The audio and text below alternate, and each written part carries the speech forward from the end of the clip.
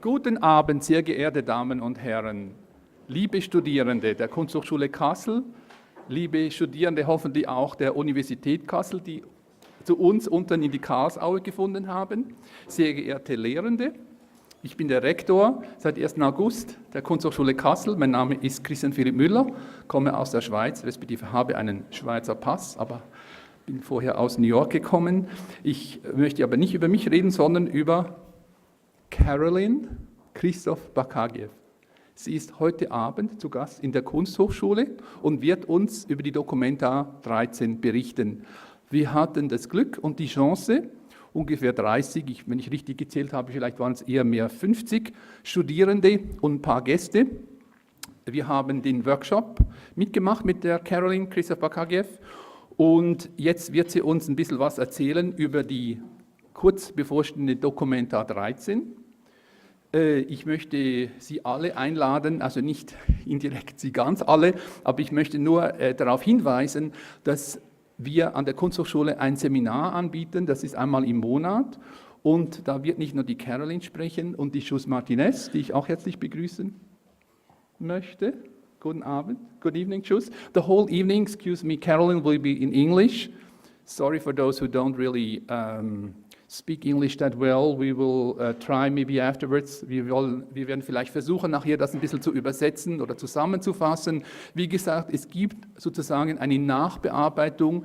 Die wichtigen Personen in der Organisationsstruktur der dOCUMENTA 13 werden hier in der Kunsthochschule zu Gast sein, werden über das Konzept sprechen, werden aber auch zu Fragen hoffentlich bereit sein, darauf zu antworten.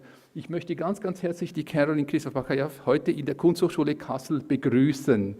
Good evening, Carolyn. We are very happy that you're here and thank you for the workshop.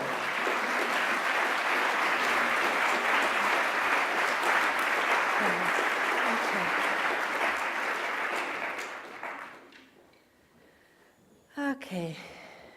Hallo und guten Abend. Ich kann nicht sprechen sehr gut in Deutsch, also meine Lecture ist in Englisch, Entschuldigung. So the lecture is actually divided into two parts, actually three. The first is a short statement about the dOCUMENTA 13. The second is a little introduction to the project of publications that we are doing, called 100 Gedanken, 100 Notizen, 100 Thoughts, 100 Notes.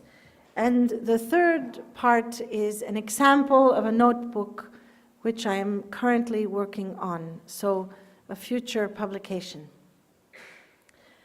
So dOCUMENTA 13 is dedicated to artistic research and forms of imagination that explore matter, things, embodiment, and active life, Pace Hannah Arendt, in connection with, yet not subordinated to, thought. These are terrains where politics are inseparable from a sensual, energetic, and worldly alliance between current research in various scientific and artistic fields and other knowledges, both ancient and contemporary. dOCUMENTA 13 is driven by a holistic, eco-feminist, and non-logocentric vision that is shared with and that recognizes the knowledges of animate, the knowledges of all animate and inanimate makers of the world, including people.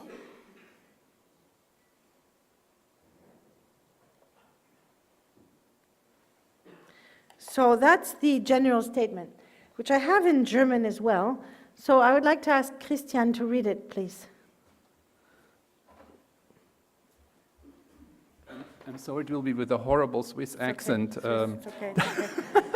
Nobody's, Document. Just a minute. Nobody's perfect. Thank you. Documenta 13 widmet sich künstlerischer Forschung und Formen der Imagination, die in Verbindung mit Ideen, aber diesen nicht untergeordnet, Materie, Dinge, Verkörperungen und das tätige Leben erforschen. Auf diesen Gebieten ist Politik untrennbar verbunden mit einem sinnlichen, energetischen und weltlichen Bündnis zwischen der aktuellen Forschung auf verschiedenen wissenschaftlichen und künstlerischen Feldern und anderem historischem wie zeitgenössischem Wissen. No, wait, third paragraph. Oh, third. Entschuldigung. Documenta 13 wird angetrieben von einer holistischen, ökofeministischen und nicht logozentristischen Vision. Diese Vision teilt sie mit belebten und unbelebten Weltenmachern, einschließlich Menschen, deren Wissen sie anerkennt. Okay, so that's the first point. Now that we all know exactly what Documenta 13 is about, we can move to the second point, which is I would like to tell you a few things about the notebooks, which are currently being placed behind you. We have published 33, I think another 20 are coming out in the next weeks. They're in print, and the final total number of 100 will be ready prior to the opening of Documenta next June. As a prelude to the 2012 exhibition, Documenta 13 is publishing a series of notebooks. And what is a notebook? Or rather, what is a note? A note is a trace, a word, a drawing that all of a sudden becomes part of thinking and is transformed into an idea. This publication project follows that path, presenting the mind in a state of prologue, in a prologue state, in a pre-public arena. It is a space for intimacy and not yet for criticism, where Documenta 13 is publishing the unpublishable, the voice, and the reader is our alibi and our ally. Note-taking encompasses witnessing, drawing, writing, and diagrammatic thinking. It is speculative, and it manifests a preliminary moment, a passage, and it acts as a memory aid. We write in our notebook what we think we will forget, but what we think we may use at another time, in another place. With contributions by authors from a range of disciplines, including art, science, philosophy, and psychology, anthropology, political theory, language, and literature studies, as well as poetry. Please note, there are not all the fields of human activity or of culture. 100 notes, 100 thoughts constitutes a space of Documenta to explore how thinking emerges and lies at the heart of reimagining the world. It has a cumulative nature. The notebooks come out occasionally, and they accumulate.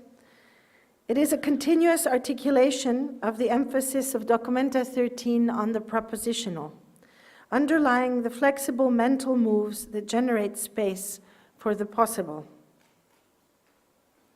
Thoughts, unlike statements, are always variations, and this is the spirit in which the notebooks are proposed. It is therefore driven by a logic of the mind at work, presenting, writing, drawing scenarios that point outside the normal and the normative bounds of academic text production.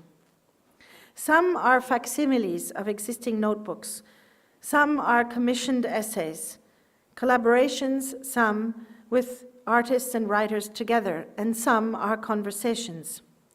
They present, therefore, different models of making connections between the private and the public, between the stage of intuitions, where we name ideas, and the chain of arguments that provides the reader with an insight into methods, different working methods.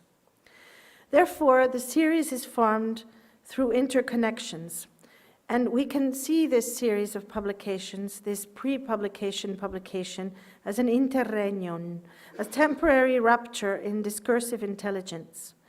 They are not directed by, nor do they direct us towards reason simply and as such, but towards a different understanding of the role of consciousness, a different epistemology of knowledge. Some of the authors that you can already read in this series include artist and novelist and poet Etel Adnan, poet Kenneth Goldsmith, the founder of ubu.web, social historian and theoretician Peter Georgi, artist Emily Jassir with philosopher, let's say, and art historian Susan Buck-Morse, filmmaker Alexander Yarovsky, myself, William Kentridge, Peter Gallison, Erkki Kurianiemi with Lars Bang-Larsen, Georgi Lukács, Christoph Menke, Paul Ryan, Irina Anastasia René Gabri, Vandana Shiva, Gaspar Miklos Tamas, Chus Martinez, Michael Tasig, Jalal Tufik, Ian Wallace, and Lawrence Wiener, and many others since I wrote the lecture. They are commissioned, indeed, together with agent and head of department Chus Martinez, and the series is edited by the head of publications of dOCUMENTA, Bettina Funk. And they have been presented in public readings and conferences since Buenos Aires in the last, at least 6 months ago, and that was followed within a very precise choreography of presentations which maps the world in a way from a different perspective from the usual mapping of the world.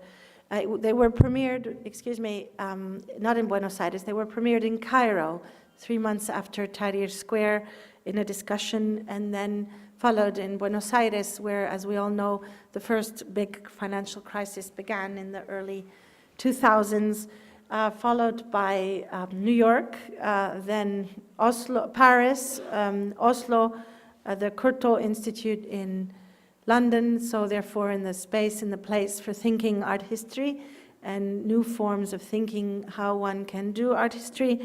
And they will be followed by 2 more presentations, one in Delhi and one in Dakar.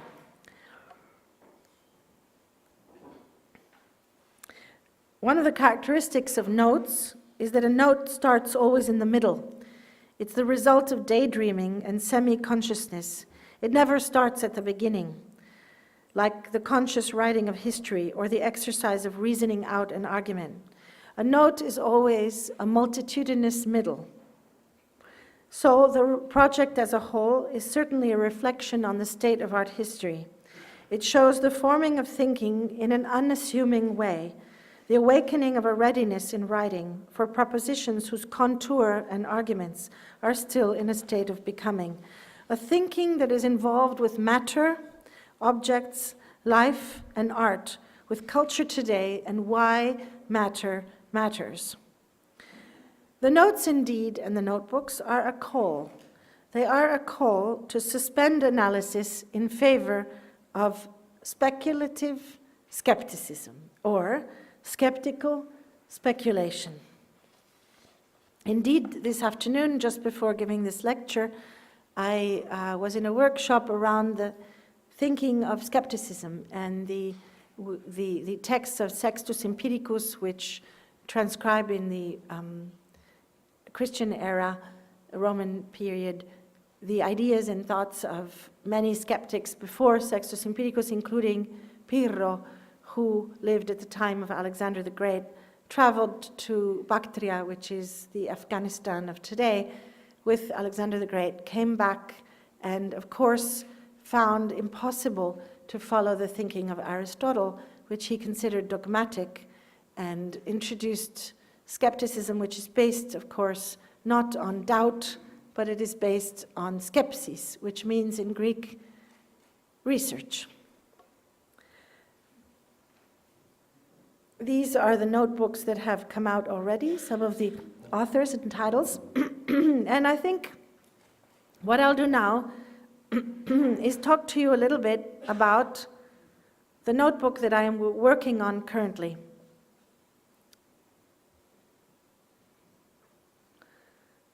the last one that you see on that slide, number 52, by Daniel Heller Roazen, is about how one can hold one's tongue.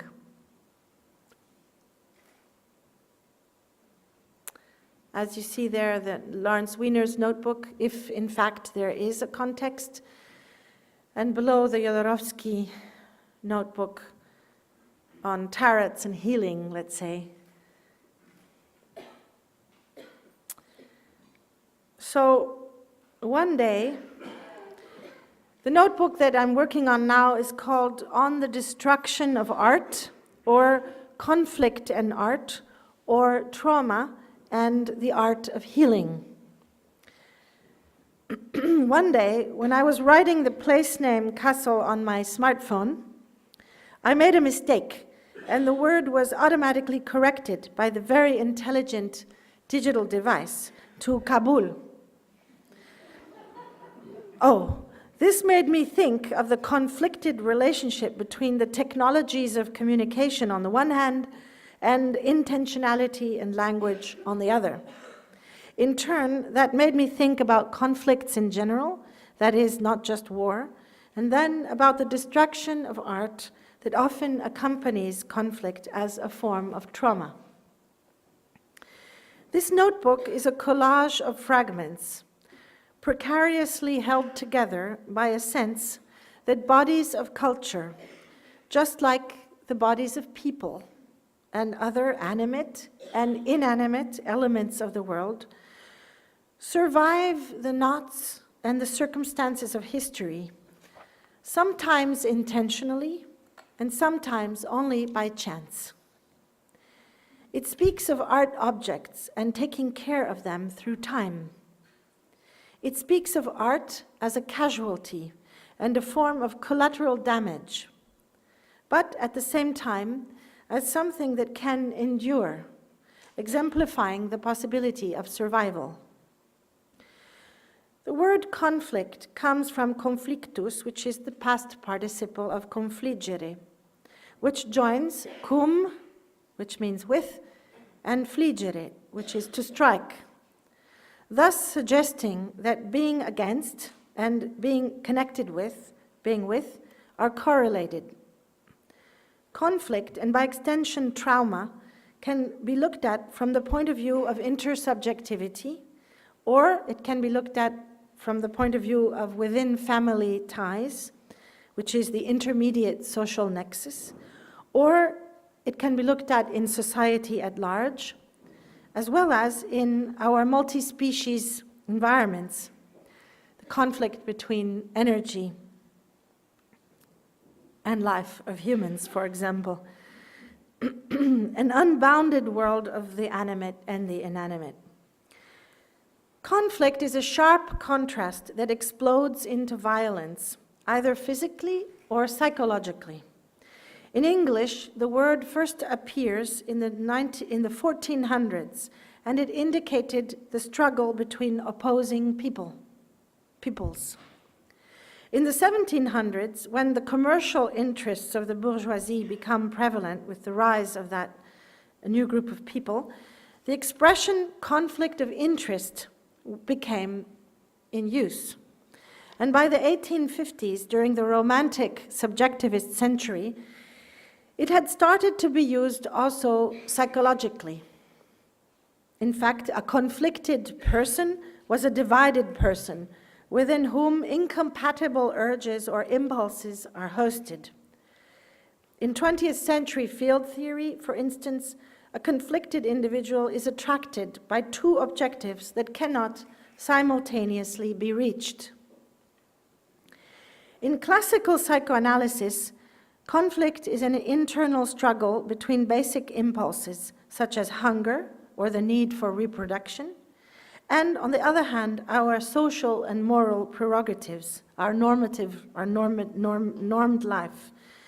It expresses itself through many psychic mechanisms, such as removal, sublimation, and transformation, where, for example, the cause of pain is removed and transformed into a neurotic symptom, or a violent and aggressive impulse is transformed into, for example, fear of being persecuted.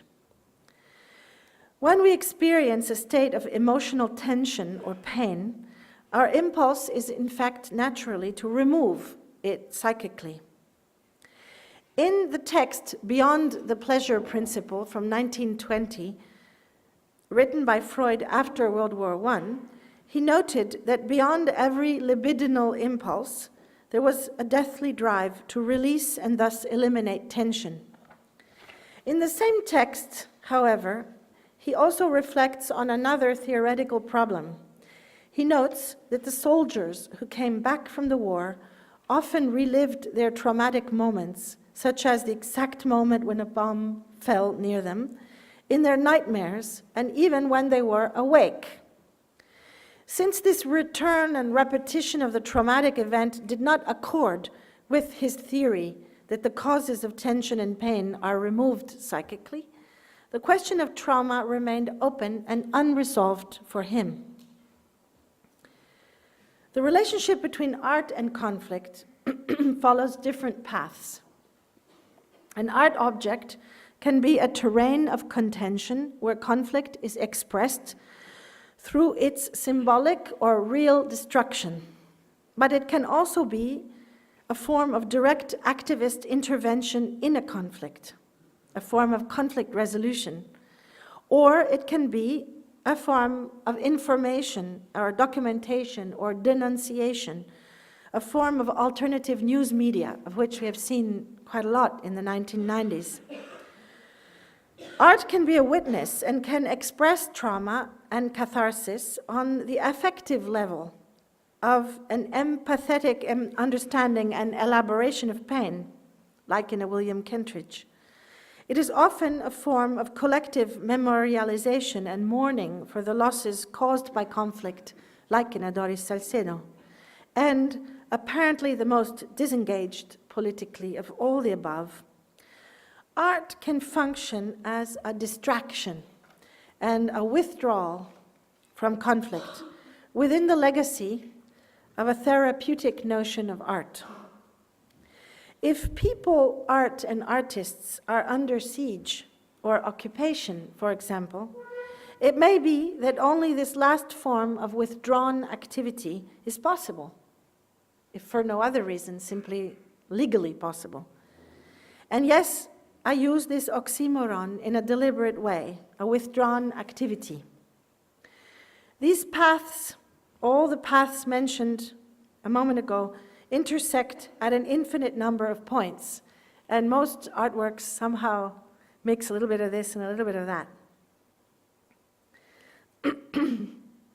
There is conflict on the level of language, a basic conflict on the level of language itself, between a tendency towards aphasia, the absence of speech, the non-assertion of the skeptic, one of the three ways of non-assertion, and the move towards utterance between ourselves as animals with semiotic, embodied, gestural, and affective relational expressions, and our subjectivity as intellectuals and producers of institutionalized knowledge.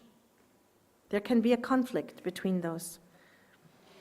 It is often through the poetic voice that language rubs up against content in speech, where utterance becomes complicated, either censored from the outside or even self-censored by the subject, interrupted and suspended by trauma in a search for epoche and ultimately for ataraxia. But the word trauma, we didn't speak about this word. The word trauma in Latin, as well as the Greek trauma, from which the Latin derives, indicates a perforation, a wound made by a sharp object. It is related to the Indo-European root ter, which indicates to pass through something, passing through of an object or a body. And it entered into English in the 1600s, and only in the late 1800s did it assume a psychological definition and connotation. A psychic wound caused by an act of violence or by an accident or by any deeply disturbing experience that causes shock, distress, and disruption of one's life. It is most often discussed in relation to psychiatry, psychoanalysis, psychotherapy, and within the realm of literature and film studies, more than in art. For Roger Luckhurst, who is the author of an informative book called The Trauma Question in 2008, it is, quote, a complex knot that binds together multiple strands of knowledge.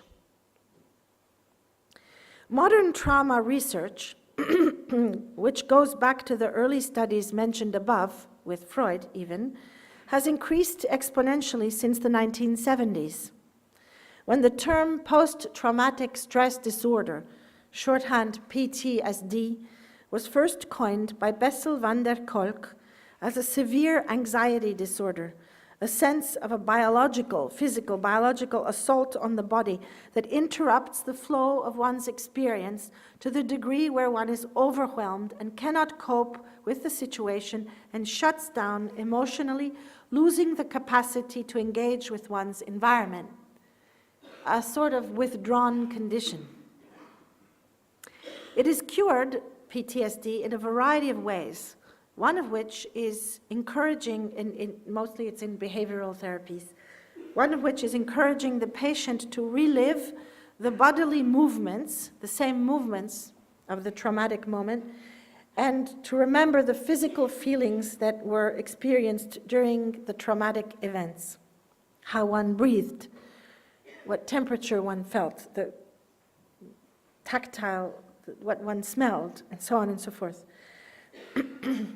But what if, instead of the traumatized person, one were to think and see things from the point of view of the apparently inanimate artwork?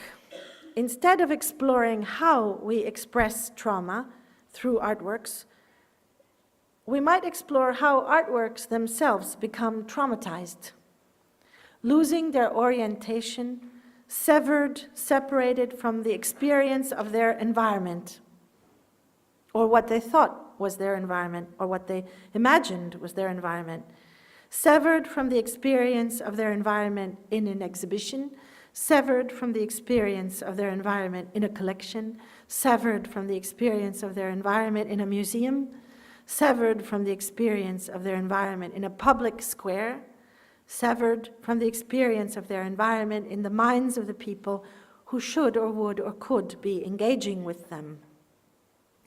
What would the traumatized subject think if that subject were an artwork or a cultural artifact? What does an object feel when it is attacked or destroyed, or even worse, ignored or misunderstood, or even misplaced or lost? This reminds me of Walter Benjamin's description of Paul Klee's Angelus Novus, which many of us have read, but always a pleasure to evoke in lectures. Paul Klee's Angelus Novus, painted the same year, 1920, as Freud wrote Beyond the Pleasure Principle just mentioned. And the text by Benjamin, which was posthumously published as the 9th of his thesis on the philosophy of history only in 1955, the same year as the first dOCUMENTA opened. It is indeed an extraordinary example of such thinking. And he wrote, where we perceive a chain of events, he sees one single catastrophe, which keeps piling wreckage upon wreckage and hurls it in front of his feet.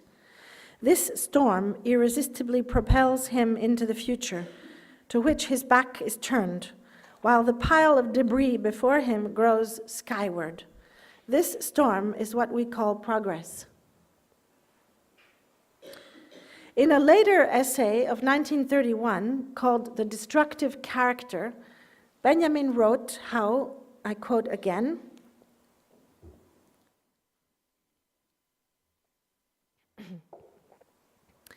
the destructive character sees nothing permanent, but for this very reason, he sees ways everywhere. Where others encounter walls or mountains, there too he sees a way. But because he sees a way everywhere, he has to clear things from everywhere, not always by brute force, sometimes by the most refined. Because he sees ways everywhere, he always stands at a crossroads, at an intersection. No moment can know what the next will bring. What exists, he reduces to rubble, not for the sake of rubble, but for that of the way leading through it, trauma.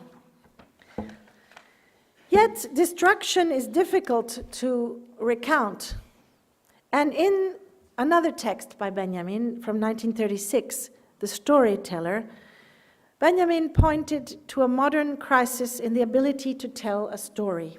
And I quote, "As if something that seemed unalienable to us, the securest among our possessions were taken from us, the ability to exchange experiences."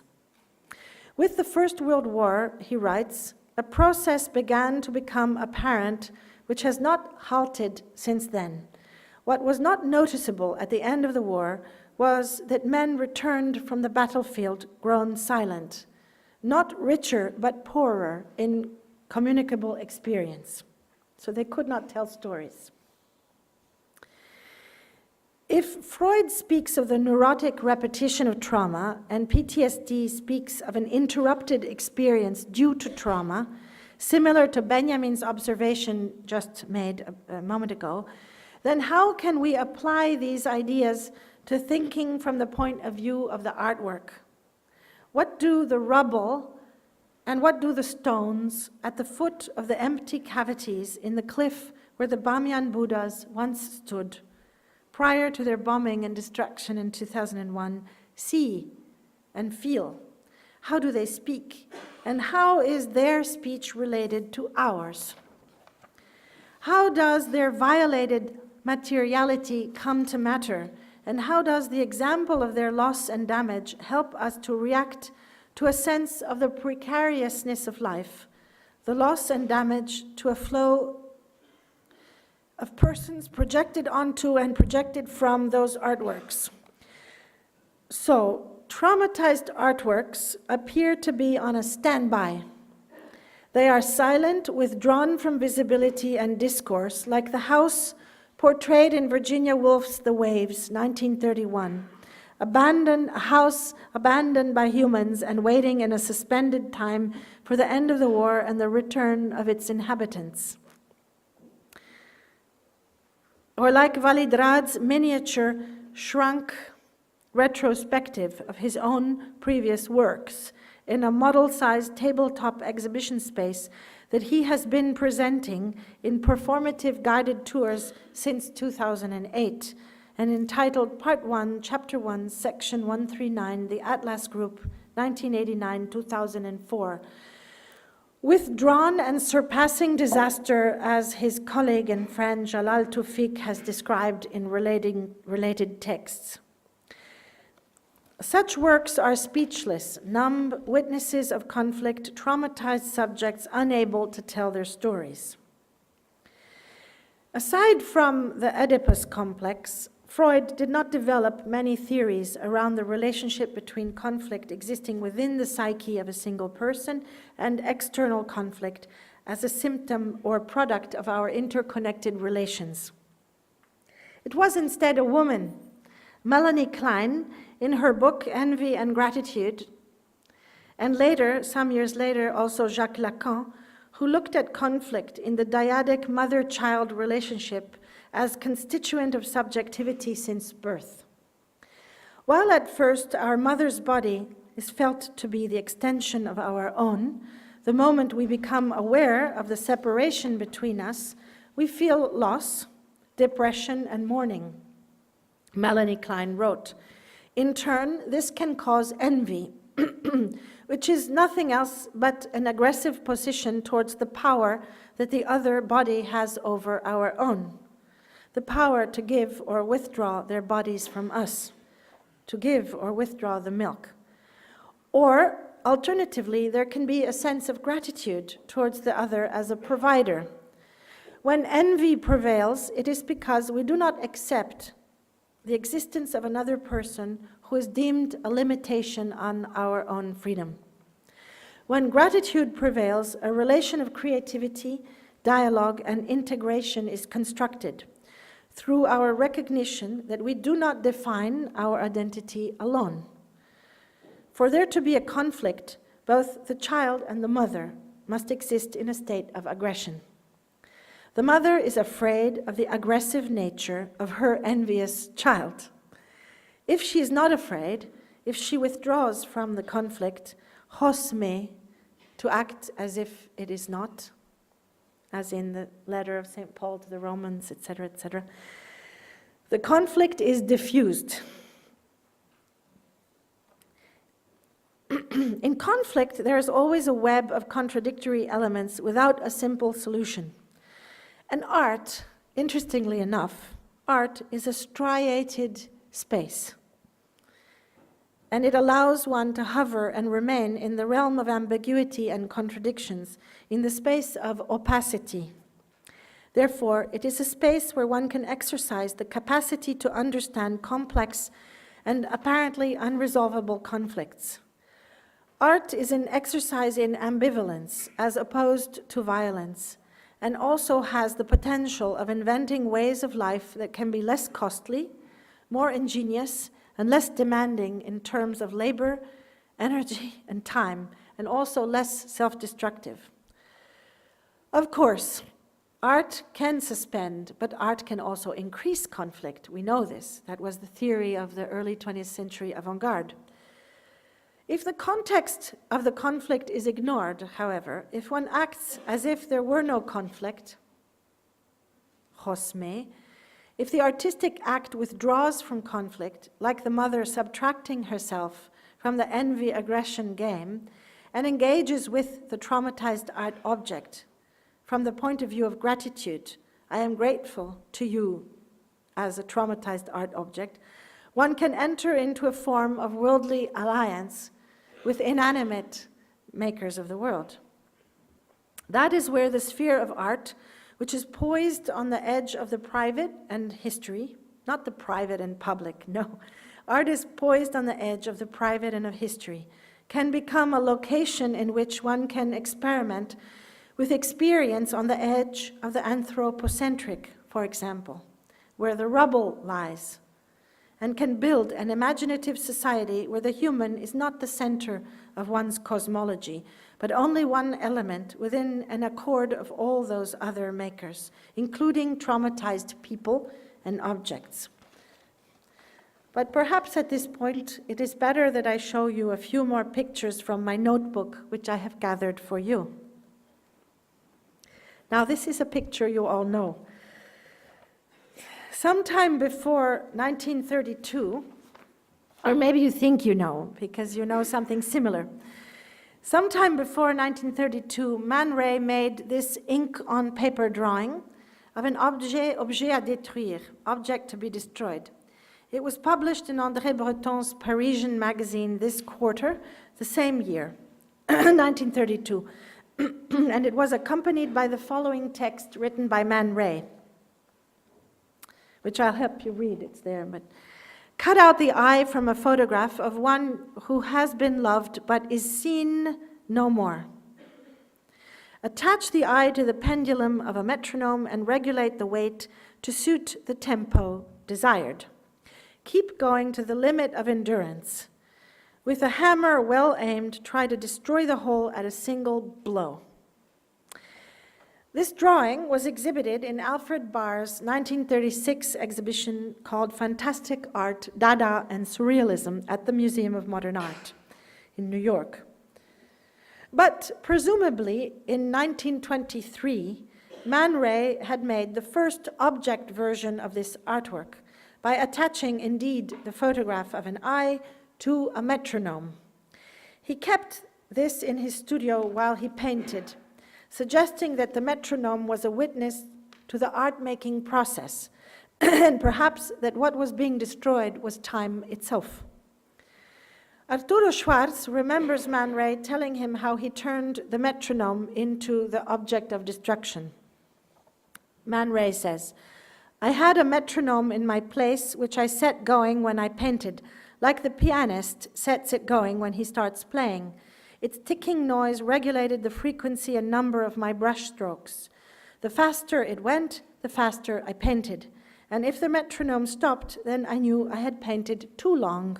I was repeating myself, my painting was no good, and I would destroy it. A painter needs an audience. So I also clipped the photo of an eye to the metronome's swinging arm to create the illusion of being watched as I painted. One day, I did not accept the metronome's verdict. The silence was unbearable, and since I had called it with a certain premonition, object of destruction, objet à détruire, I smashed it to pieces." Later, sometime between 1929 and 1932, he changed the original picture of the eye to that of his lover, muse, and fellow surrealist Lee Miller, whom he had met in 1929 in Paris. It has been said, both by Man Ray himself and by others, that when Lee Miller left him in 1932, she went to Cairo and fell in love with an Egyptian businessman. He destroyed the object with a hammer, again, only to remake it in order to exhibit it at the Galerie Pierre Coll in Paris in 1932, in an exhibition of surrealist objects under the new title, Œil Métronome.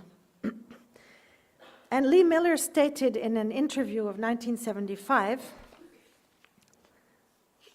when they were both still alive, "We are in dispute of the very definitive fashion in which my eye was fixed to the metronome of the original objet à détruire.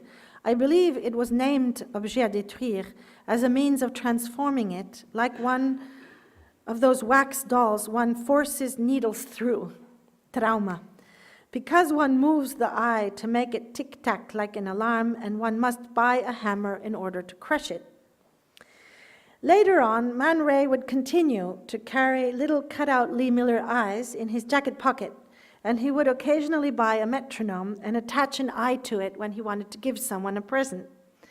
Tony Penrose, Lee Miller's son, told me when I visited him in 2010 during dOCUMENTA research. In 1932, the 1932 unique replica of the first metronome was destroyed, however, by Dada poets called Jarrivistes. Not arrivistes, but Jarrivistes, like Jarry, led by the poet Jean-Pierre Rosnet when visiting a Dada exhibition in Paris in 1957, 2 years after the first dOCUMENTA. Perhaps musing on the fact that it is impossible to destroy memory intentionally, or for that matter, ready-made art, given the non-unique character of its materials, Man Ray made another replica with Arturo Schwarz editions in 1958 in Milan, under the title Indestructible Object. So not objet à détruire, but objet indestructible. And after a few more replicas, unique replicas, which is a very interesting concept, made in 1961 with his gallerist Julien Lévy, another unique replica in 1963, together in the collection of the Israel Museum, and another unique replica in 1964, together today in the collection of the Museum of Modern Art. So everybody's happy that they have the unique replicas. He finally activated a new version of the same artwork in 1965 with Daniel Sperry, the artist who had in editions, Edition Mat, which was conceived in an edition of 100. But the edition was never completed by the artist. In this way, Man Ray created a paradoxical situation in which the artwork was emancipated from its own destruction, the limits of time, materiality, and the art market. It constitutes one of the first conceptual multiples, freeing art from the ravages of time. The artwork reappeared with other titles at other times, for example, Lost Object in 1945, and that was transformed by a printer's error into Last Object in sometime at some point. And he liked it, last object. And in 1970, he decided to make a further variation called Motif Perpetuel in an edition of 40 metronomes, each with a blinking eye this time, lenticular eye, editioned by the Turin-based gallery Il Fauno in 1974.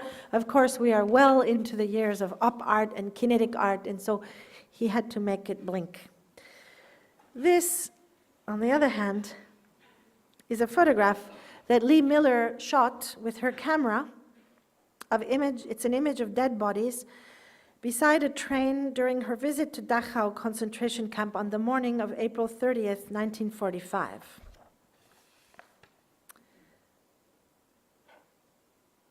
And here is another image of Lee Miller herself in Adolf Hitler's bathtub in his Munich apartment on Prinzregentenplatz, taken during the afternoon of April 30th, 1945. At the suggestion of David Sherman, who was a photographer for Life magazine, she was indeed traveling through Germany at the time as an embedded photographer with US troops for Vogue magazine, for which she had done fashion photographs in London, in bombed London, over the year 1944. And she had spent the morning of April 30th at Dachau, near Munich. She stayed and slept in the apartment for several nights with David Sherman, who at the time was perhaps her lover, and who probably shot this picture for her. The photograph appears to have been staged. I would say it's a very staged photograph by Miller. And it speaks, I believe, about the role of art in relation to world events or politics. It is what I consider a traumatized, silent photograph that suggests the impossibility of speech after what she had seen that same morning. The same day the picture was taken, Hitler committed suicide in his Berlin bunker. On a symbolic and also on a bodily level, Miller takes his place. She substitutes, she creates a substitution. She takes a bath in his bathtub. In part, she becomes the victimizer, washing herself of his crimes. It is indeed what I would say is a mythic photograph, as if she were attempting to cleanse humanity of its crimes. Miller was aware of the fact that Hitler was interested in art and had taken painting classes. On the table of the image you see, there is a porcelain figurine. It's actually glass ceramic figurine. In the realist, nationalist, neoclassical style of Germany and Italy in the 1930s and early 1940s, designed by Rudolf Kaesbach and produced as an edition by Rosenthal in 1936 with the title Die Ausschauende.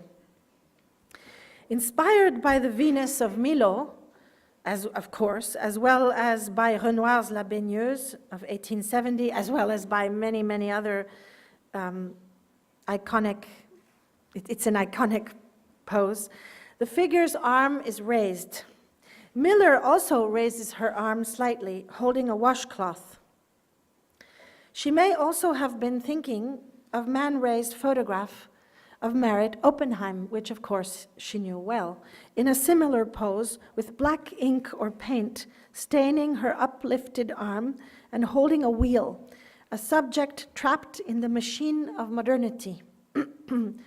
If Man Ray's image was in conversation with Marcel Duchamp's La mariée mise à nu par ses célibataires mêmes, the so-called large glass of 1915-1923, and we know that the Merritt Oppenheim photograph was in conversation with the large glass, then Lee Miller's photograph could also secretly refer to the structure of the large glass with its bipartite universe. The small machine, then, on the table near the sculpture would echo the broyeuse de chocolat.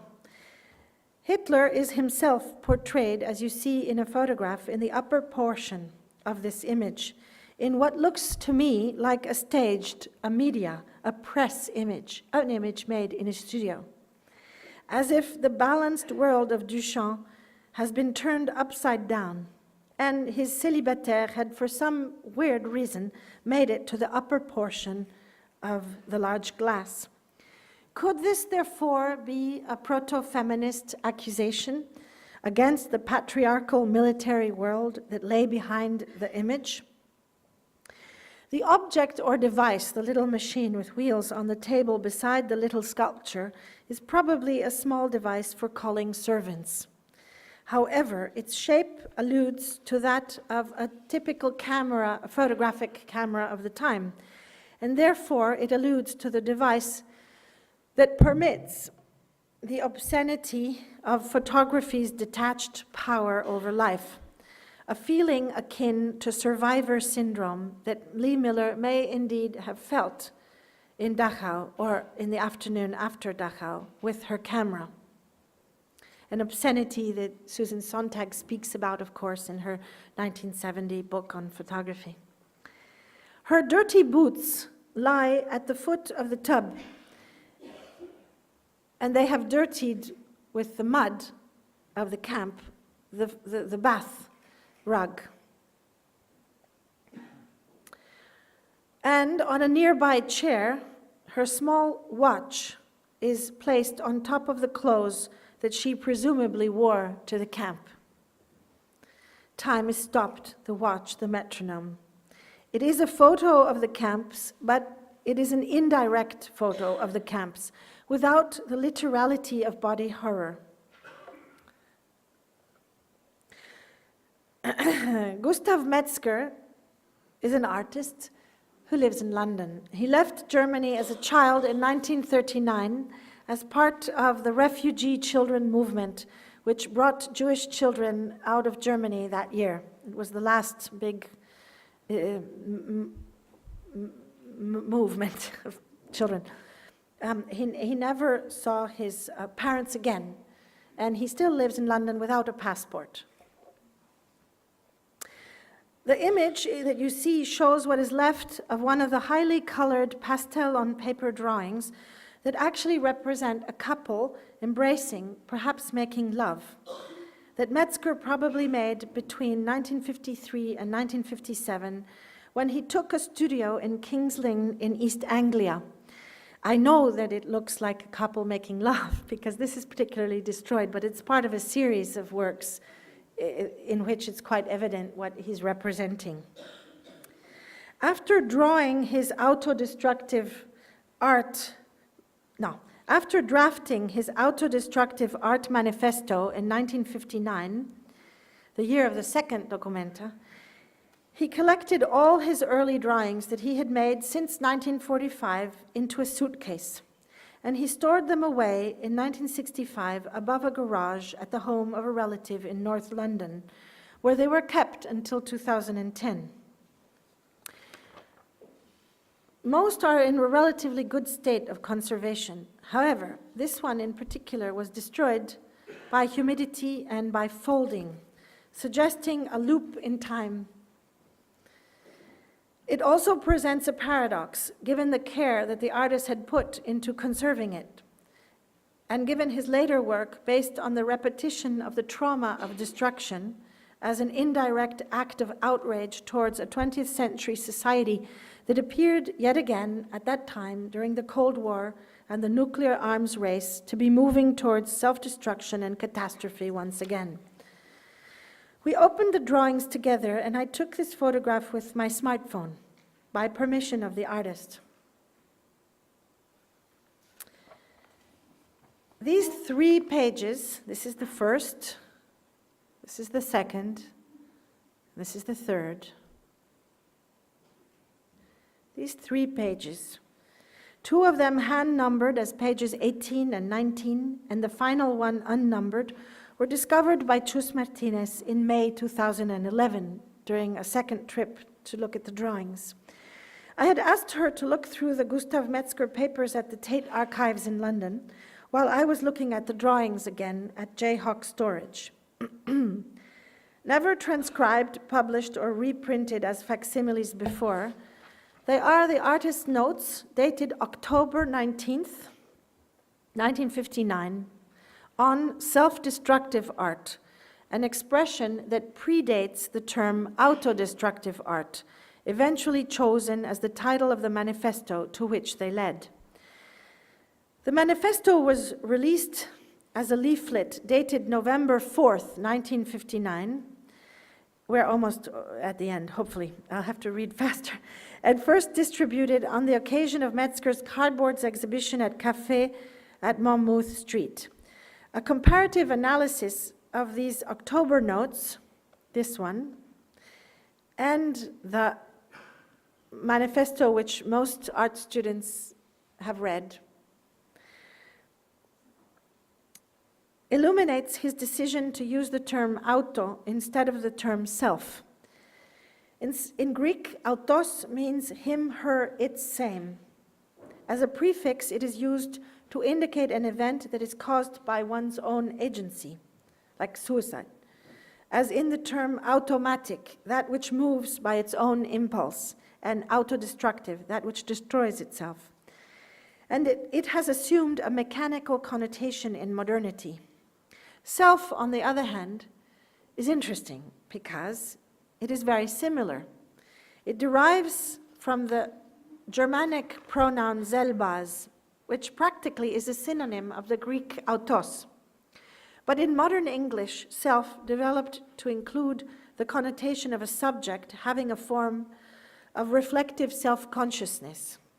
And this may be indeed the reason why Metzger chose not to keep the prefix self, since no reflective self-consciousness could commit such insane acts as those perpetrated during World War II, or those that seemed to be looming in the late 1950s during the nuclear arms race.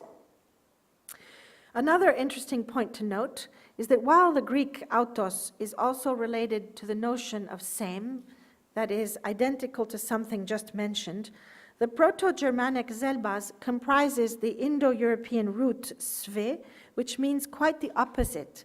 It means something which is separate and apart. So only a collapse of critical distance, a lack of separateness could cause autodestruction, while withdrawal, exodus, retreat for partaking in a contest,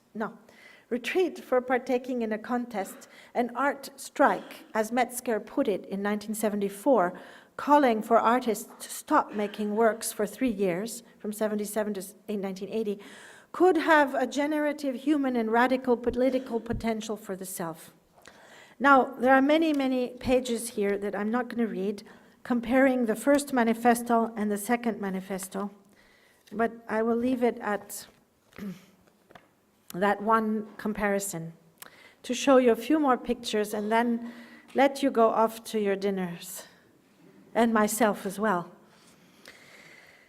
The National Museum of Lebanon, Beirut, was founded in Beirut in 1937 and first opened in 1942.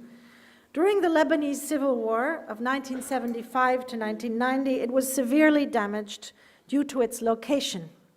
It was on the front line separating warring factions in downtown Beirut, an area known today as Museum Alley that was, at that time, a checkpoint controlled variously by Lebanese militias, the Syrian army, and the Israeli army. The museum endured shelling, bombing, and flooding throughout the 1980s, when the curators chose to close it and began to safeguard the material heritage it contained in various ways. I do think a lot about Judith Butler's idea of putting one's body on the line, and curators can also put their bodies on the line. Smaller objects were hidden and stored in the basement, which was walled up, while larger and heavier artifacts, including floor mosaics and sarcophagi, were encased in wood first and then covered with concrete cement. After the war, in 1990-1991, the discovery was made that a fire in the wing that had been shelled had destroyed some documents, many documents and records, including maps and photographs, as well as 45 boxes containing archaeological objects such as those that I am showing you today, and that had melted together. In 1999, the museum reopened and still hosts an important collection of antiquities. But let me tell you about these two objects. The one on your left, number 13630 of the museum classification system, is an object resulting from the fusion of metal, ivory, glass, and terracotta objects that had happened to be next to each other when a fire burned for long hours in one of the museum's storerooms, wrote the curator in an email to me some months ago. Nobody could reach this area, and certainly not the first floor where the fire was raging. At this stage, it is difficult to identify with certainty from the terracotta and the ivory shards the objects that burned. It is also quite impossible to determine the shape of the glass that melted and was combined with the other objects. That's from Anne-Maria Feiche on August 4th, 2011. The object on the right, on the other hand, is a bronze object, as you can see easily, number 28108, and it is also the result of fusion, heat. It is a combination of two bronze figurines, one human and one zoomorphic, from the Byblos excavation, dating back to the Middle Bronze Age. Of course, the copper alloy is very badly damaged, but the figurines are identifiable. There is quite a large bibliography concerning these Byblos ex votos. And this is the niche where the Western Buddha stood after the month-long destruction of the giant 53-meter-high Buddha statue, demolished finally, after many, many attempts, by an explosion on March 12, 2001, in the Bamyan Valley in Afghanistan. The photograph was taken by, actually by Michael Petzet of the ICOMOS, Deutsche National Committee, who is one of my advisors as well. And the two other photos are taken by Praxenthaler in 2002 during one of the research and conservation trips that Michael Petzet often went on. And what you see in the pictures here are fragments of the Eastern Buddha in Bamyan that Germany has been quite involved in conservation. And I'm going to skip the letter from Michael and show you a few last pictures. This is a photograph taken by Michael Rakowitz of his own artwork, and this is a detail. These are images of the installation called The Invisible Enemy Should Not Exist, recovered, missing, stolen in series, as it was installed in the format in which it was installed in the Sharjah Biennale in the Sharjah Art Museum in 2007. It has been shown in various locations. The objects on the 5-meter-long table are made out of Middle Eastern packaging, newspapers, and glue, and they reproduce looted ancient Mesopotamian artifacts that were in the collection of the National Museum of Iraq, originally founded in Baghdad in 1926, closed during the First Gulf War, and reopened in the year 2000 until 2003, when a tremendous looting of antiquities took place after the arrival of the US troops in Baghdad. The museum is, however, supposed to reopen now in the month of November of 2011. I haven't gotten the invitation card yet, but I will search. The Invisible Enemy Should Not Exist unfolds as a narrative about artifacts stolen from the National Museum of Iraq in the aftermath of the invasion, the current status of their whereabouts, and the series of events surrounding the invasion, the plundering, and the related protagonists, writes Mike Rakowitz. The name comes from a direct translation of Aj-Ibur Shapu, the ancient Babylonian processional way that ran through the Ishtar Gate. And there's many, many words which you will read in the notebook by Mike Rakowitz. Now this, and we're coming to an end. I saw this large tapestry in 2010 when I was doing research for dOCUMENTA 13 in Oslo and researching the tapestries of Hanna Rigen with the agent Marta Kuzma. It was bought by the Norwegian government in order to decorate the lobby of a high-rise building on the government quarter in central Oslo. But on July 22nd, 2011, at 3:25, a bomb detonated in Regjeringskvartalet, downtown Oslo, and damaged the tapestry that I had seen only a year before. Inger, the conservator at one of the museums responsible for the preservation and repair ongoing now of the tapestry, stated in a short phone call, the tapestry was mildly damaged after the attack of July 22nd. Apart from the water damage, so the water to stop the fire, some dust, splinters, and a huge amount of glass dust covering the tapestry.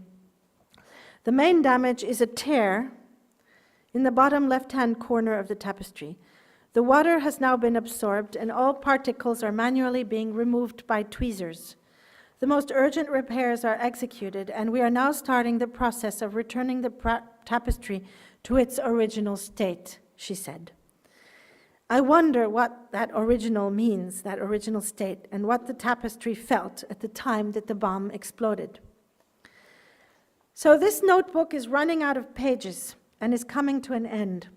It started with some notes on silence, suggested by Benjamin's notes on the storyteller. And it ends with notes on silence, according to the artist Anna Bogigian from Cairo. The following 3 images, 1, 2, and 3, are untitled drawings by Bogigian, and they were all made during her travels in 2001, using colored crayon and pencil on 40 by 30 centimeter sheets of 200-gram sennelier paper. As is usual for her, she combines drawing and writing into a seamless story. She writes with images and draws with words. Each is followed by a transcription of the words that she wrote down, which now I will read to you, both as a form of drawing and writing, a form of listening to silence that becomes a form of seeing. So I will help you read this, because it's bad script, but you can follow in the slide. In the words that I collected and put away, in my thoughts were systems of reasoning or dialects, thinking, methods, relation, times. Words described who I am or who I transmit to be. Through the sound system, I build images of cities, unique to that particular city, that I dream of, or remember in the depth of my mind. The sounds of a city, the song of a crow makes India to me. Yet the crow is everywhere, in each country I visit, but the way the crows sing in India is particular to that peninsula. From ear to I, from ear to they, ear dropped into all my thoughts, my words and actions. They wove a story that made out of me a criminal. But what was the crime? Political, social, or religious, or altogether? A fabrication. I threatened something, somewhere, to the established system of politics. That power that controls the system of, or everybody. Life, I couldn't throw stones to the existing system, as I cannot say I do not have my own sins, but neither can I relate to the woven story of my existence that I can't recognize as I or I. The word created my mind, images took meaning, stories, was, is, woven through the words that I have. The passage from the outer ear to the land of my inner ear formulates a given description of a set of action lived. Through hearing, I created or met the world by where my inner self, and created descriptions of the world within my mind. I stored the information necessary in my luggage, the luggage that I was born with. The words I heard expressed or explained to me what the world is about. And when I created stories in my mind, I used those vocabulary that was given to me. In a world of silence, there is no words, no singing of birds or traffic noise. It is the silence of lack of hearing, different from silence, the silence of infinity. That's the end. That's all, folks.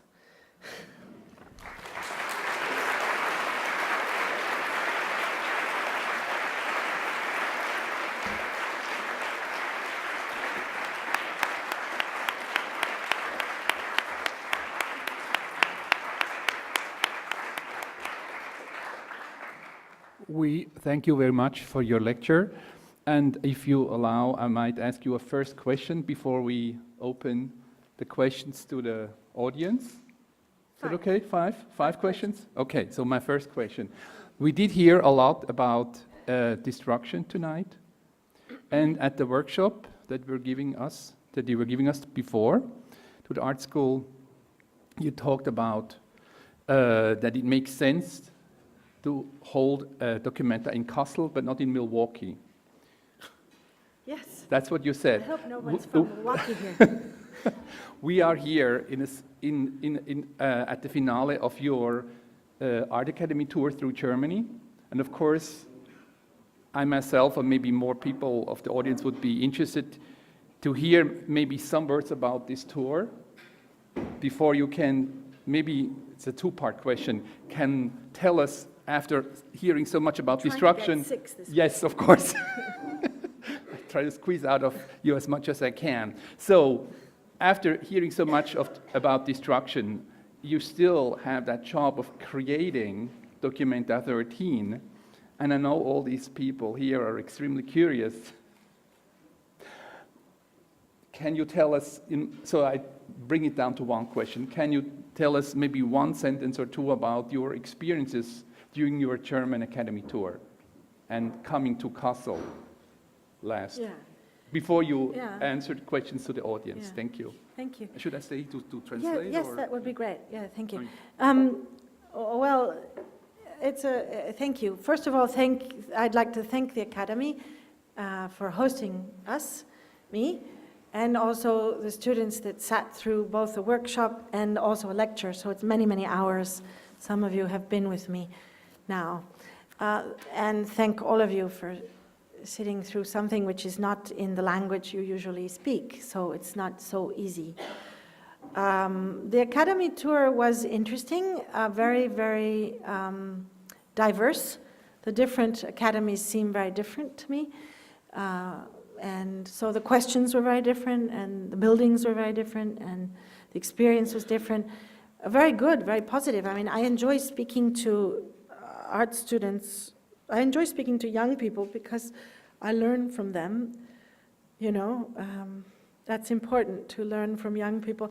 I think young people enjoy learning also and being acknowledged. So part of the Academy tour is also to acknowledge them, personally, because Documenta is not just a big, Art Star event in 2012 with coming down from Mars into Kassel. It's also something that is built with people and over time, and so to acknowledge the students of all the schools was an important reason for doing it, and I think it was a very positive experience. I also hope that it will also help to lower the age, the average age group of the Documenta, because if you study the question over the years, the average age of the Documenta visitors has increased slowly over the years. So that's fine, unless it causes a decrease, because at a certain point, people stop getting old. They just leave. So therefore, it's a necessity to reconnect also with the youngest people. And I think that there's an incredible interest on the part of the younger artists towards historical matters and archival matters, and the matters of art in the 20th century have suddenly become, over the last 5, 6, 7 years, something of great importance. I mean, I see that young people are always on the internet searching for, I saw that performance of Vita Conchi or that thing. And so there's a lot of interest to reconnect also with that history. So I would say it's a very positive experience. You didn't ask or dare to ask the rest of your second part of the question, which is, what can I tell you about dOCUMENTA? And actually, I can't tell you anything, but dOCUMENTA is like a puzzle. So I think a lot of the things I told you tonight will make sense when you come to the exhibition. And so part of what I do with my incredibly great team of both the production team of the dOCUMENTA, but also the advisors and the agents of the dOCUMENTA, what we do is we build a past for the future. I mean, basically we're putting elements which fall into place as a puzzle once the dOCUMENTA is open. So things that seem incoherent or not connected suddenly have a meaning because of how they emerge as connected in the exhibition. So it's actually quite carefully choreographed. And so tonight's lecture is part of such choreography of signs that become meaningful later, so that one can recognize, because I don't believe in teaching or in transmitting like with a USB port thing, stick to someone else, like here's contemporary art. I prefer that people are in a condition of recognizing, you know. So dOCUMENTA reperforms itself and the visitors recognize. So they cognize for a second time. They have seen already and they recognize something as opposed to being shocked by something that they have no relationship to. So all of these apparently random lectures on this or that or the other fall into place when you see the works that the artists are making for the dOCUMENTA. Yes. So.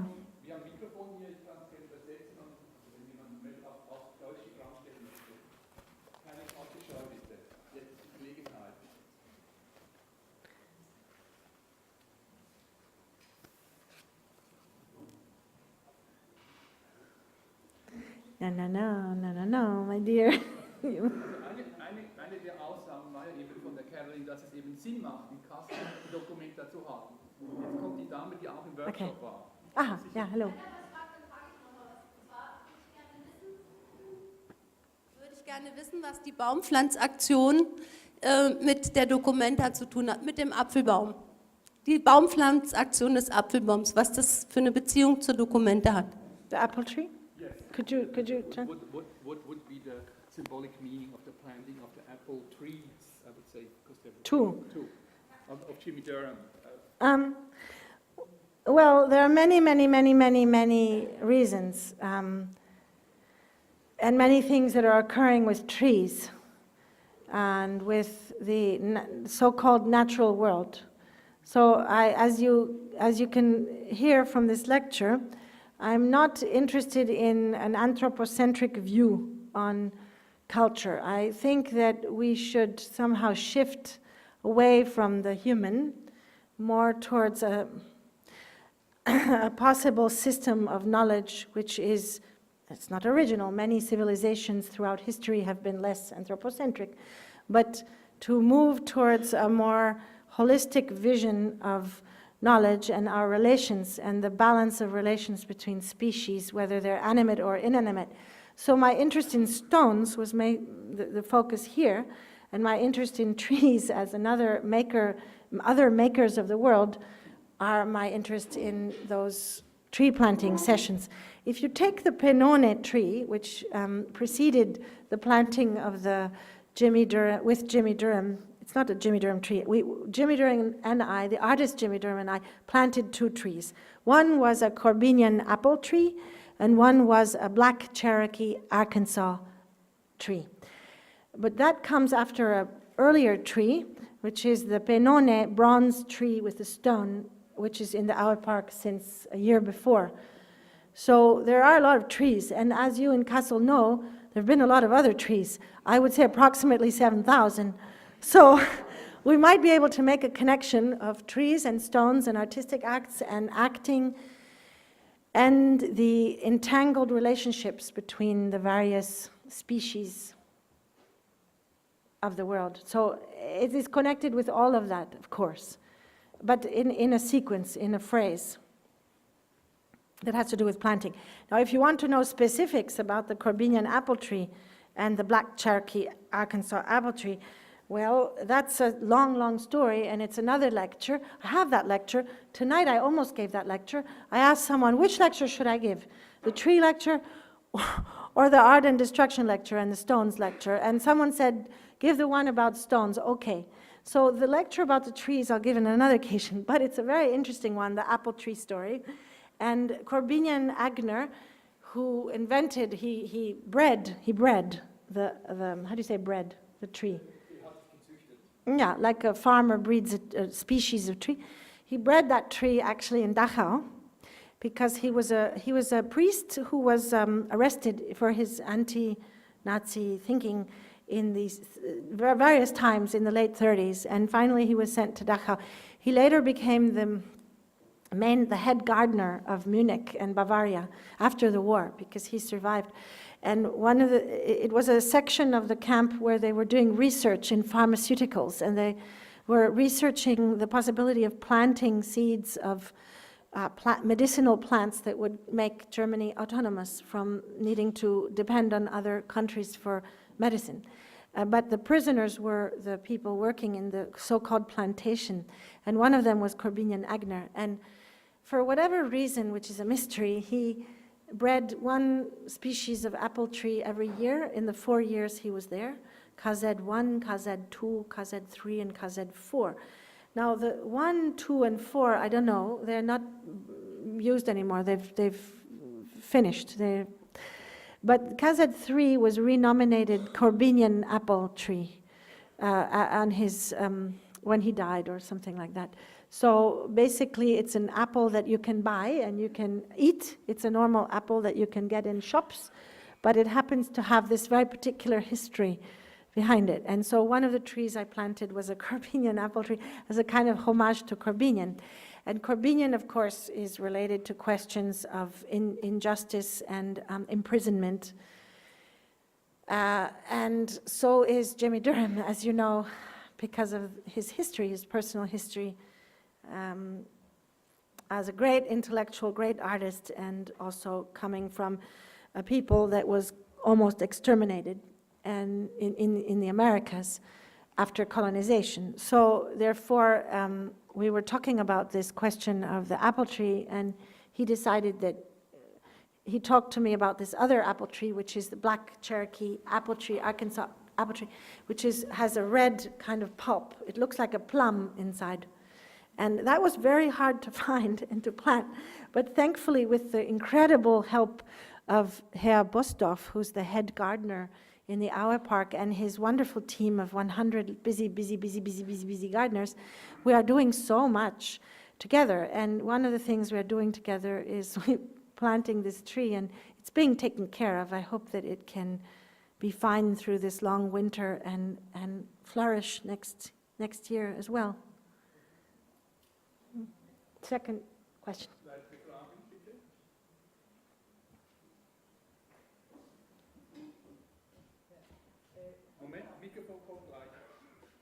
Thank you. What about your concept of beauty in the following dOCUMENTA next year? Excuse me? Did you get it? Or shall I repeat sorry, it? What is my concept? Of beauty. Oh. In the next dOCUMENTA referred to it. Thank you. Yeah, that's a very, very challenging question, actually, and I appreciate it, but I really can't answer it because beauty is not a word that I use. I do not use the word beauty. I never have. And I don't because not because I don't believe that something we call beauty exists. It's not that I think that everything is ugly in the world at all, but I think that there are some things that it is more dignified to not talk about. I mean,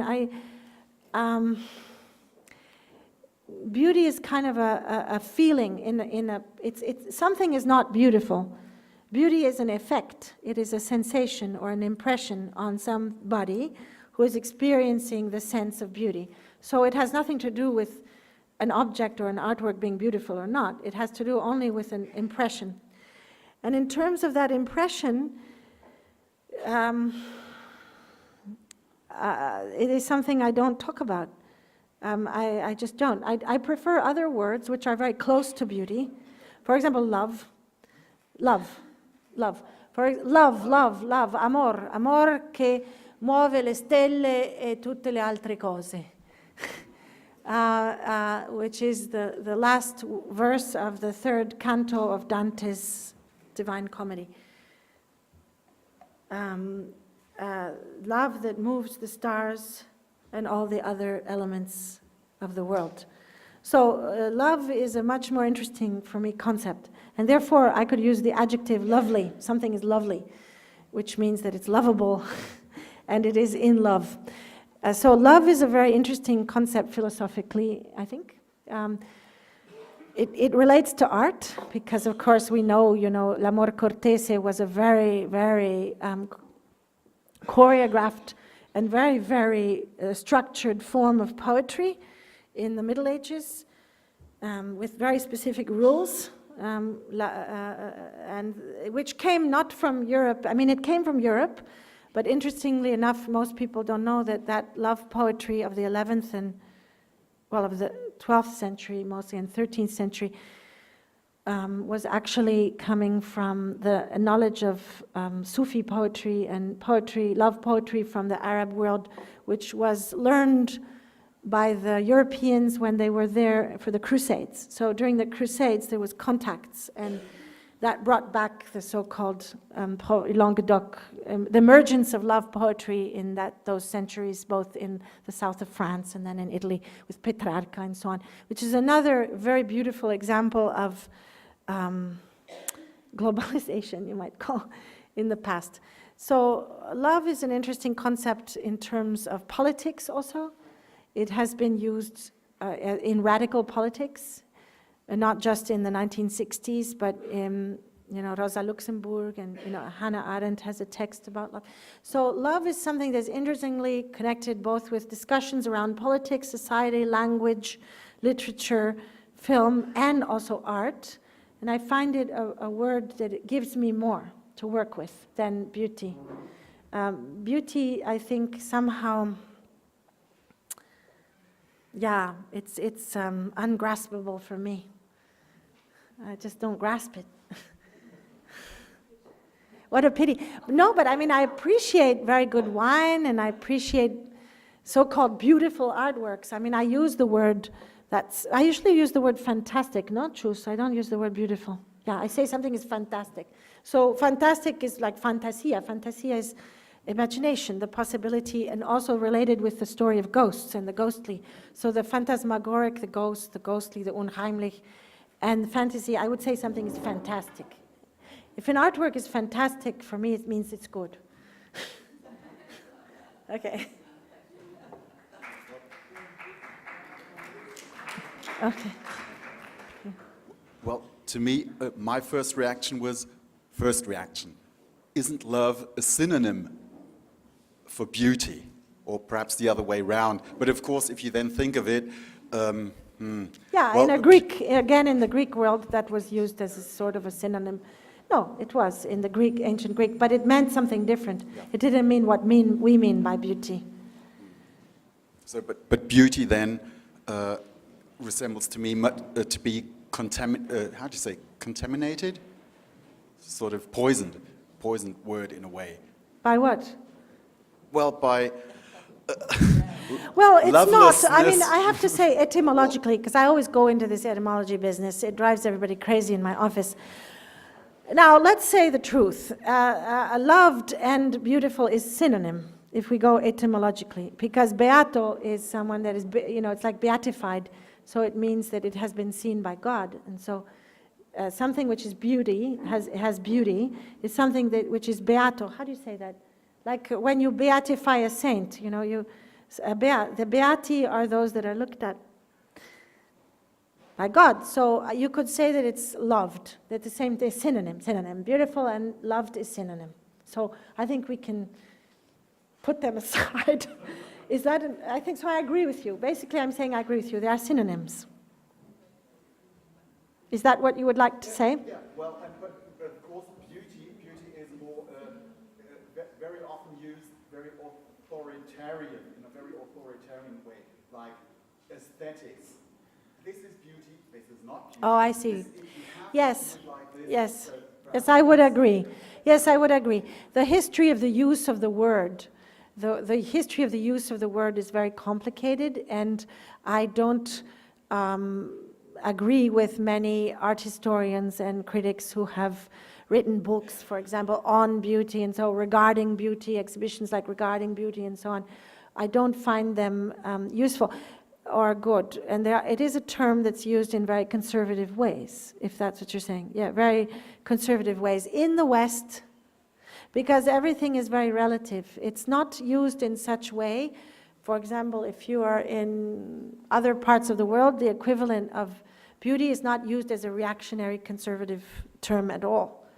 So I think it's a very European context where, European meaning European and American, Eurocentric. It's a Eurocentric development, the negativity around the word beauty, which is separating the so-called ugly. And of course, the tradition of Europe has been one of celebrating the ugly for a long time, not just in the avant-gardes. I mean, if we look backwards, like Masaccio is a perfect case, or Caravaggio is a perfect case. The Madonna with the dirty feet is, that you see the bottom of the feet that are dirty. So there's a great tradition of the celebration of the non-beautiful, of course. Yeah, in so much medieval art. So it's not only a contemporary 20th century rejection of a 19th century idea of aesthetics. It was a very old story. I mean, even Manet, you could say, if you read the letters of Manet, he has very interesting words to say about the notion of beauty and art. And certainly he was not someone who was searching for beauty, not at all. That is not interesting to Manet at all. So, yeah, and I come from Arte Povera, and Arte Povera is so much about, and also Beuys, post-minimalism generally, including Joseph Beuys, was certainly not about beauty in a superficial sense. Yeah. Okay, so that's the last question? Oh, one more. Okay.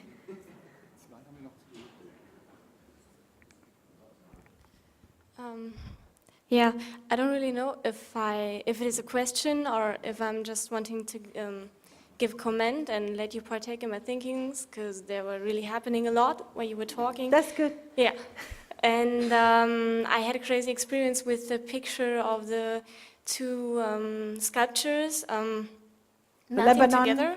Yeah, could we switch back to the picture? Sure.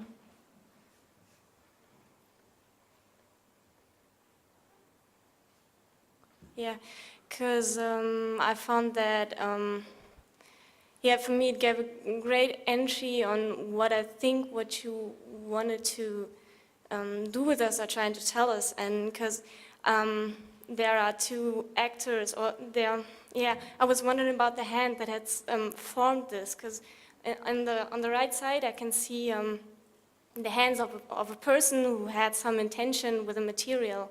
And for me, it's like evident how what led the person through the material, trying to build up something, trying to create something. And on the other side, there is another hand, and this hand is fire, and it changed the face of the object, or it changed it totally. Oh, you see a hand. That's And actually an no, animal. No, it's not a hand. Yeah, it's like it's a an metaphor. animal. It's Yeah, like it's a metaphor for something that has formed it. And I can't find out about the intentions that fire had working with this. And there I'm trying to get into this, into the thinking of something else which is not human, but like a force only. Fire. And that's, yeah.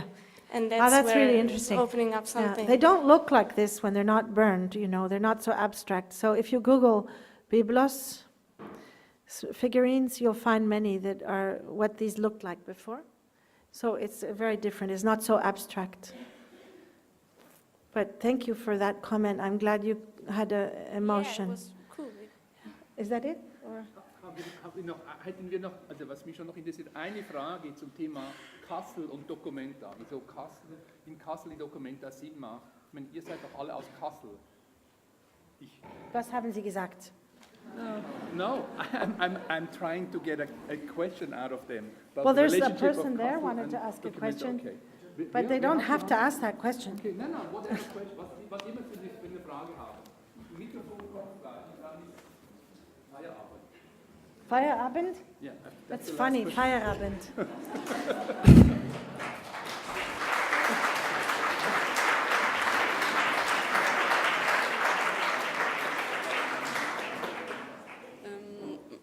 Most of the images you showed us were interesting also. They are telling like a story.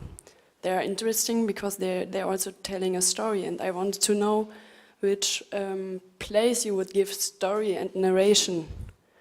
And A big place. A big place. But you, I like but at the stories. first, at the beginning, you were talking about text skepsis, text and skepsis. In the Was- workshop. Yeah, but also at the beginning of the lecture. And what would be the relationship between text skepsis and narration? Why text skepsis? Skepsis? Skepticism. Yeah. Skepticism? Maybe there's no relation. I don't know. Skepticism is a philosophical point of view towards knowledge, and storytelling is an activity of the imagination. There's no relationship. I mean, if I have to answer the question, like I have to force my thinking, I would say that it's logical because skepticism doesn't declare any absolute truths or any dogmatic truths, and you can say something is only relative to your perceptions in that moment or in that context or condition. So therefore, when you tell a story, you could say that you are already suspending any declaration of dogmatic truth because you are declaring that it's a fiction from the beginning. So it's a much more honest position through which to speak about the world. Storytelling is a less dogmatic way because you are declaring from the start that it's a narrative and that there's a storyteller. So maybe you could say that, but there's no necessary connection. There's many, many strands in the documenta, many things going on. I don't wish that there be a complete interconnectedness between the various elements. It would be like asking you, can you please describe me who you are? So tell me exactly what your self is. Describe that self, you know? But the fact that there are so many different strands going through you and running through you and your relations makes you an interesting person. If you were some sort of a stereotype where there's like these three things, you know, my personality is da-da-da-da-da-da-da-da, and I believe da-da-da-da-da-da-da-da, and I hate da-da-da-da-da-da-da, and I like da-da-da-da-da-da-da, and it all fits in a coherent plan of a self, a subject. Then you're like a computer project, you're not a person. So dOCUMENTA is like a person. It's as complex as a person. So you could say that there's nothing in common between all the elements, but there's nothing in contradiction. There's no connection. All I can say is there's no connection between skepticism and storytelling. No connection.